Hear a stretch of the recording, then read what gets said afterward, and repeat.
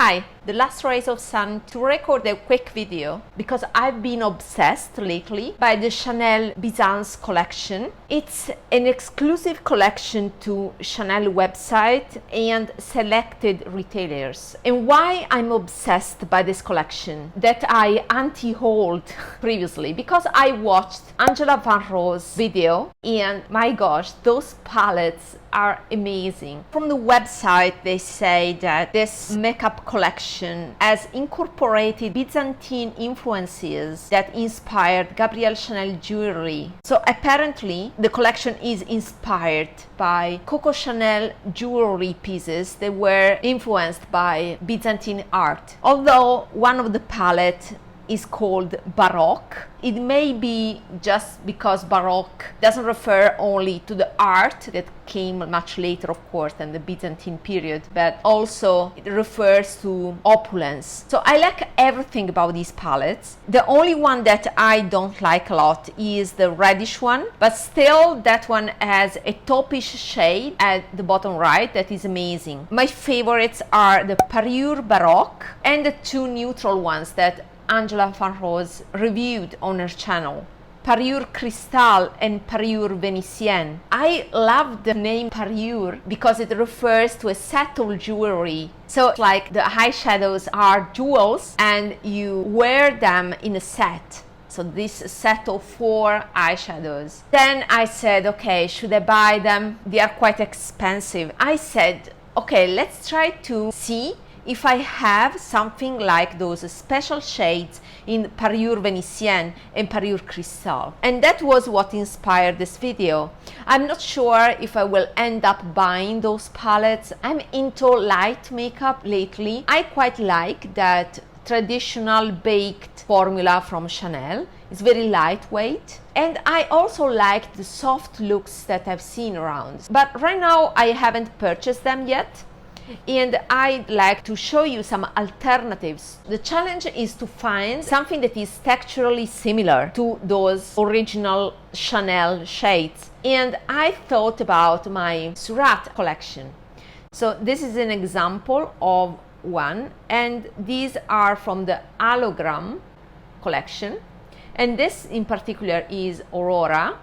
And there's another one that I have here in this Surratt palette that I built up, that is this one, that is Nebula. As you can see, I put a metallic sticker on the back in order to make the pen to be magnetic. So Parure Cristal has a cool tone color story plus a whitish bluish shade that to me looks quite similar to this one. So again is Surratt Nebula from the Halogram collection. This is the shade.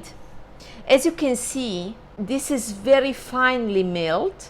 It has a cream to powder texture, squishy. It's different from the other Surratt eyeshadows. The pearl is so fine that to me it can mimic the texture of that Chanel.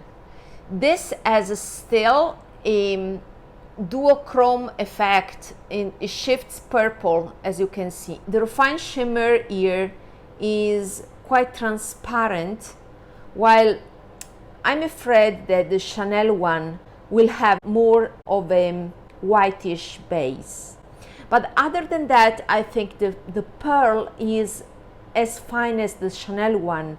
So this, in my opinion, is an amazing dupe. I wish the different YouTubers showed us some comparisons instead of just swatching the shades, but you know, they do the best they can. I tend to have a good eye, so I think that this can dupe very well the texture of that Chanel eyeshadow. So what I did today is to layer this shade on top of some Viseart mattes.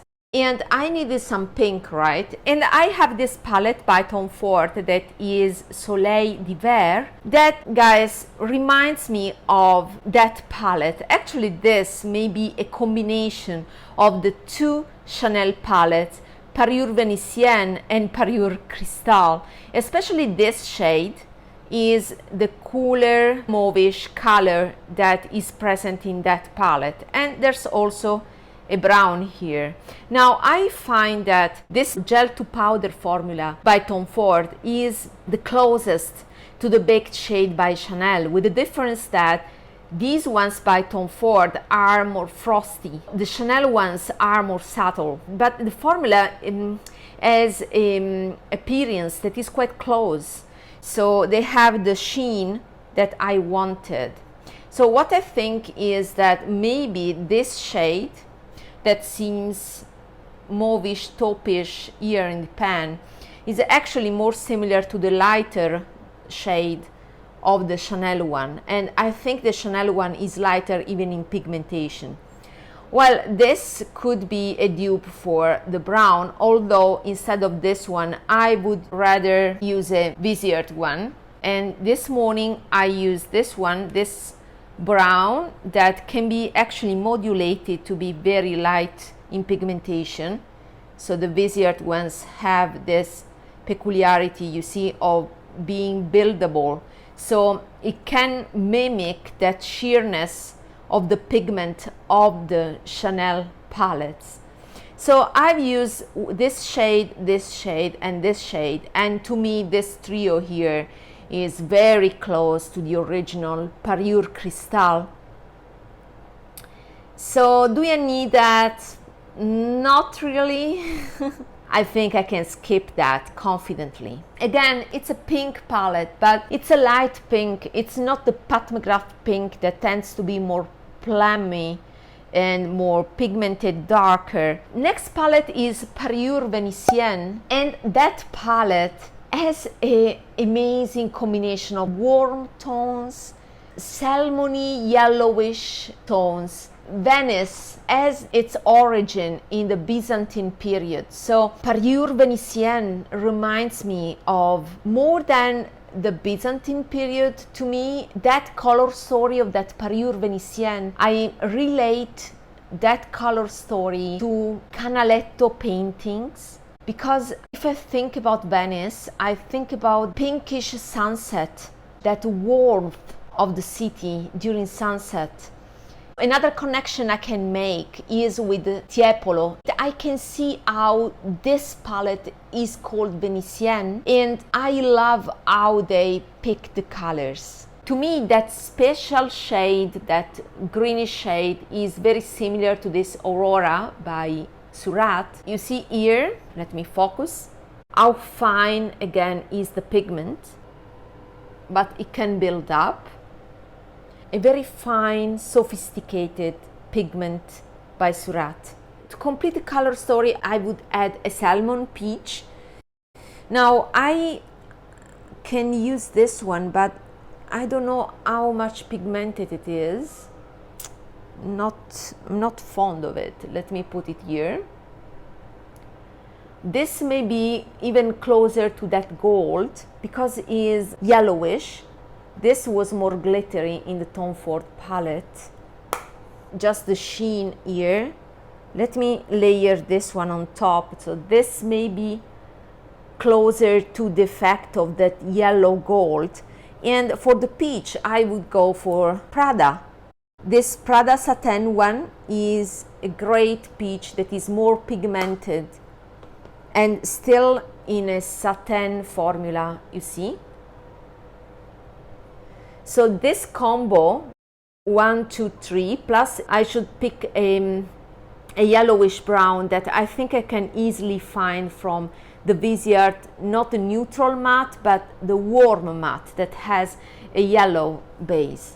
But again, this is an amazing combo that to me is very close to the Venitienne, the Parure Venitienne palette.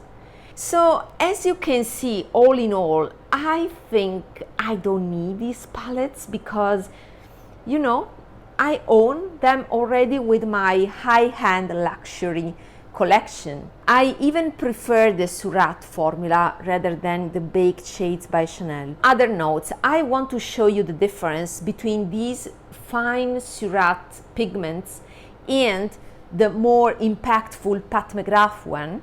So the corresponding greenish shade is from this palette. It was Mothership number 5.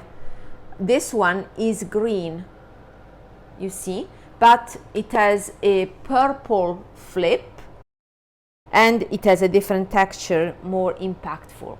But if you want more impact, then this is the way to go. The corresponding more impactful shade of this one is actually this Astral White from the Subliminal palette.